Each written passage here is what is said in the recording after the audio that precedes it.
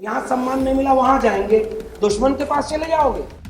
सब बच सकते हैं, जो झुक जाएगा वो बच जाएगा। आज रात 8 बजे से इस देश में भारत का संविधान लागू नहीं होगा और मनुस्मृति लागू होगी। उनकी हिम्मत नहीं है, उनकी औकात नहीं है कि वो इसकी घोषणा कर सके।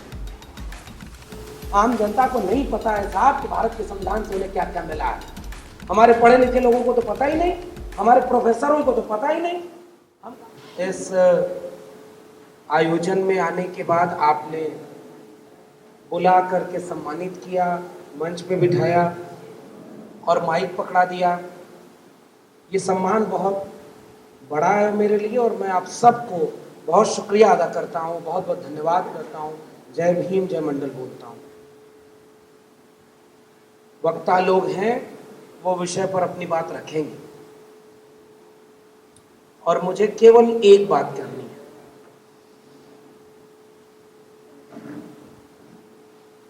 विषय जो है बैरिस्टर होना, बाबा साहब का बैरिस्टर होना, उनकी अगुवाई में भारत के संविधान का ड्राफ्ट बनना, भारत का संविधान लागू होना,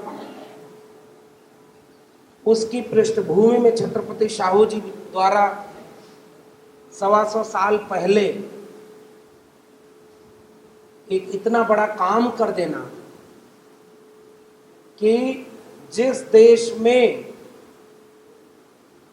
सैकड़ों साल से आरक्षण एक ही जाति को मिल रहा था, उस जाति के बिना जितने लोग आ रहे हैं उन्हें 50% आरक्षण लागू कर दिया।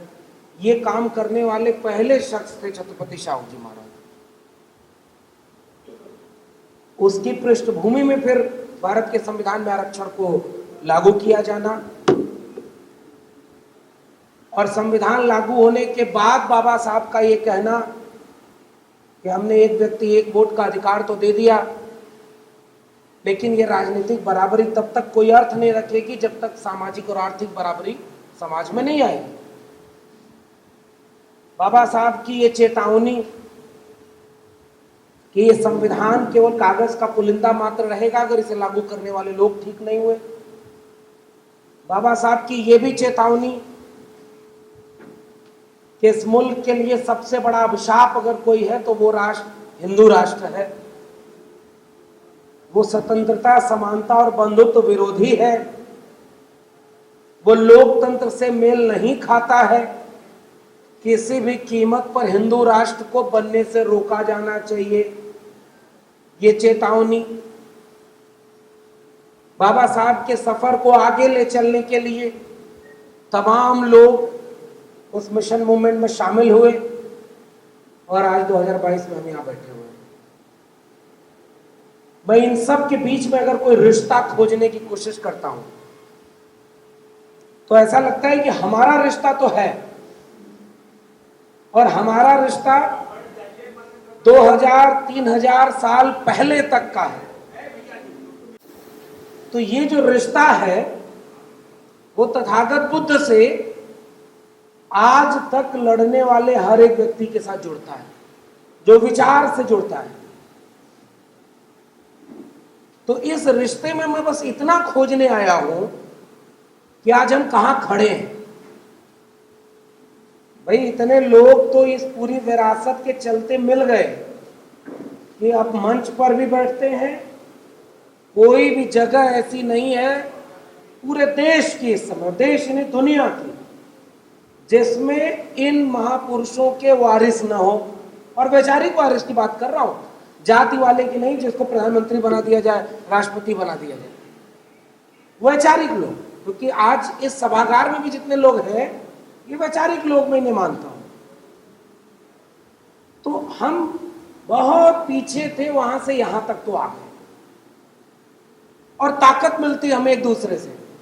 आप जिनसे मैं कभी नहीं मिला हूं, वो लोग जब अचानक किसी जगह पर जाओ और पहचानते हैं, सम्मान देते हैं, तो समझ में आता है कि चलो जो बात हम कर रहे हैं उसको सुनने, समझने, मानने वाले लोग और भी हैं।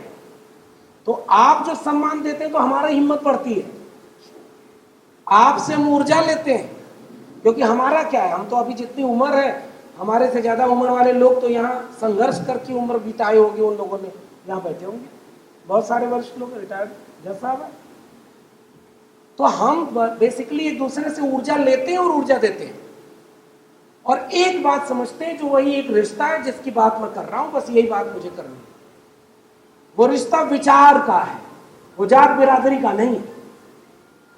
जात बिरादरी का होता तो हमारी जात बिरादरी के बहुत बड़े बड़े लोग तो बहुत बड़ी बड़ी जगहों पर है। तो वो जो विचार का रिश्ता है उसकी वजह से हम जुड़ते हैं, और ये विचार का रिश्ता जब विचारधारा का संकट है, हिंदू राष्ट्र का खतरा जो बाबा साहब ने बताया था वो आपके सामने है, सारा कुछ हमारे सामने है। उससे हमें बचाएगा कौन? एक तो हमारा ये रिश्ता हमें बचाएगा जो जात बिरादरी से ऊपर जमात का है, 90% वंचित शोषित पीड़ित समाज का है, जिसको चौधरी छोटू राम कहते थे 90% कमेरा लोग हैं और 10% लुटेरा लोग हैं। ये 90% में जाति थोड़ी है। जो श्रमजीवी है, जगदेव बाबू कहते थे उन्हें श्रमजीवी, बाबा साहब उसे डिप्रेस क्लास कह रहे हैं। सारे लोग मिलकर के वो 90% जो लोग हैं वो एक रिश्ता है। और आखिरी सवाल मेरा, बस यही सवाल रख रहा हूं, बाकी वक्ताओं को सुनेंगे। तो जो खतरा है उससे बचाएगा कौन हमें? और खतरा क्या है?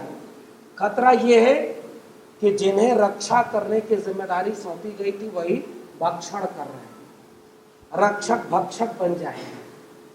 आप वकील साहब लोग हैं, हमारे गांव में कहा जाता है कि अगर घर में अस्पताल और कचहरी का चक्कर पड़ जाए तो परिवार बर्बाद हो जाता है।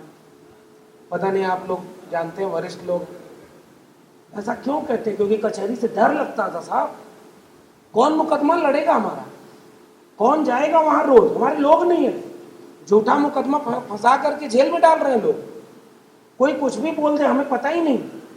अब जब आप लोग बैठे हैं, मैं अयोध्या गया, वहां पे 40-50 वकील लोग आ गए और सारे अपने ड्रेस में आ गए। उन सब को देखकर वहां भी मैंने कहा कि जब आप लोग इतनी संख्या में आ गए तो थोड़ी बहुत जो हम लोग को डर लगती थी उसमें भी अब डर खत्म हो गया। अब तो हिम्मत से लड़ेंगे कि चलो हमारे साथ खड़े होने वाले लोग हमारे भाई हमारे सामने हैं। तो हम तो आपसे हिम्मत लेके जा रहे हैं, बस एक गुजारिश करके जा रहे हैं। खतरा आप पर भी आ रहा है, खतरा हम पर भी आ रहा है, क्योंकि हम भी आपसे बचेंगे। और आप किससे बचेंगे? भारत के संविधान से। और आज भारत का संविधान ही खत्म किया जाए। वो वही मुद्दई, वही मुंसिफ, मुझे पता था मेरा ही कसूर निकलेगा, जिस पर जिम्मेदारी है ना वही खत्म। और अगर हम संविधान नहीं बचा पाए ना साथियों, हम अपनी जात बिरादरी बचा भी लिए, हम अपना घर बचा लिए बुलडोजर चलने से, हम अपनी खेत बाड़ी बचा लेंगे समझौता करके, झुक जाए जाके सत्ता की दलाली करने लगे। हमारे आसपास के लोग कर रहे हैं, इधर सम्मान नहीं मिल रहा है तो कह रहे हैं यहाँ सम्मान नहीं मिला वहां जाएंगे, दुश्मन के पास चले जाओगे। वैचारिक दुश्मन की बात कर रहा हूं। सब बच सकते हैं, जो झुक जाएगा वो बच जाएगा। लेकिन केवल मेरी चिंता इस मंच पर, चूंकि ये बात की जा सकती, इसलिए बस यही आपसे अपील करके जा रहा हूं, कौन सा ऐसा रास्ता हो सकता है जिससे हम भारत के संविधान को खत्म होने से बचा सकें? क्योंकि मुझे ऐसा लगता है कि अब भारत के संविधान के खात्मे की कोई घोषणा नहीं होगी, कोई ऐलान नहीं होगा इमरजेंसी की तरह कि आज रात 8 बजे से इस देश में भारत का संविधान लागू नहीं होगा, अब मनुस्मृति लागू होगी। उनकी हिम्मत नहीं है, उनकी औकात नहीं है कि वो इसकी घोषणा कर सके। ये तो नहीं हो सकता। लेकिन वो शातिर हैं, आरएसएस ट्रेनिंग तलवार और लाठी चलाने की देता है, लेकिन संस्कार डरपोक बनाने की देता है, ये मेरे भरोसा है। वो डरपोक लोग सामने से आपसे नहीं लड़ेंगे, वो पीछे से आपके खिलाफ खड़े होंगे और आपके खिलाफ आपके लोग को खड़ा करेंगे। तो ये भूल जाइए कि संविधान के खात्मे की कोई घोषणा होने वाली है।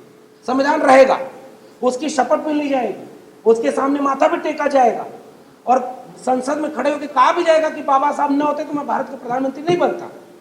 लेकिन भारत का संविधान नष्ट नाबूद करने के लिए फैसले लिए जाएंगे। इस बात को आम जनता को कैसे समझाएं? आम जनता को नहीं पता है साहब कि भारत के संविधान से उन्हें क्या क्या मिला है। हमारे पढ़े लिखे लोगों को तो पता ही नहीं, हमारे प्रोफेसरों को तो पता ही नहीं।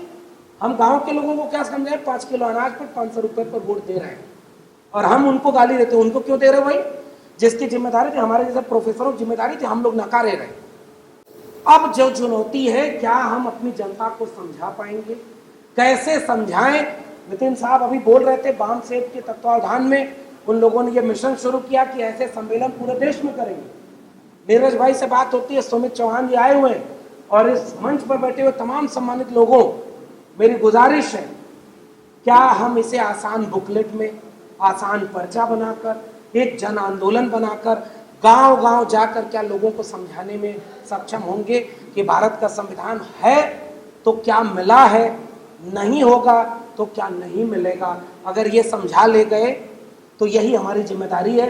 बाकी भाषण देने में हम लोग बाहर बैठे हैं, भाषणों से दे लेते हैं, कार्यक्रम हो रहा है, आप लोग भी सुन के चले जाएंगे, कहेंगे बड़ा अच्छा कार्यक्रम था, पता नहीं कुछ कल को बदलेगा कि नहीं, चिंता ये मेरी।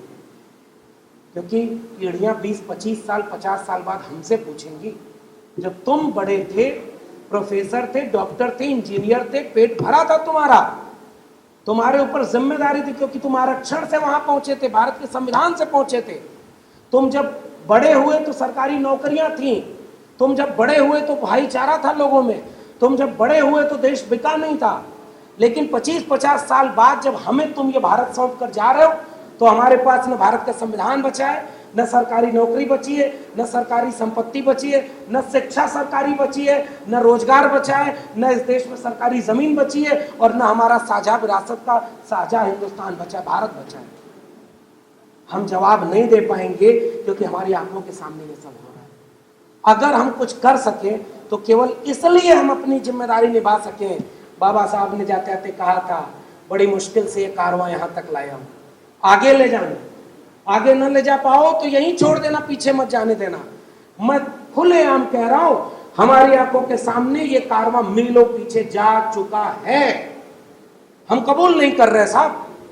अगर इस सम्मेलन के बाद या ऐसे सम्मेलनों से, वकील साहब लोगों, आप लोगों से भी गुजारिश है साहब, अपने समुदाय में चलिए और लोगों को जोड़िए, हम प्रोफेसरों को जोड़ें, डॉक्टर इंजीनियर को जोड़ें, और सब मिल करके इसी लखनऊ में अगर एक बड़ा कार्यक्रम कर लें कुछ दिनों बाद, संविधान बचाओ देश बचाओ।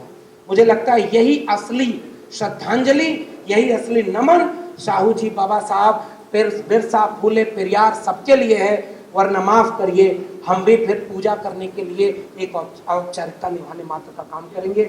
आपने मुझे बुलाया, सम्मान दिया, बहुत बहुत धन्यवाद। जय भीम, जय मंडल, संविधान जिंदाबाद, उल गुलाम जिंदाबाद, इनकलाब जिंदाबाद।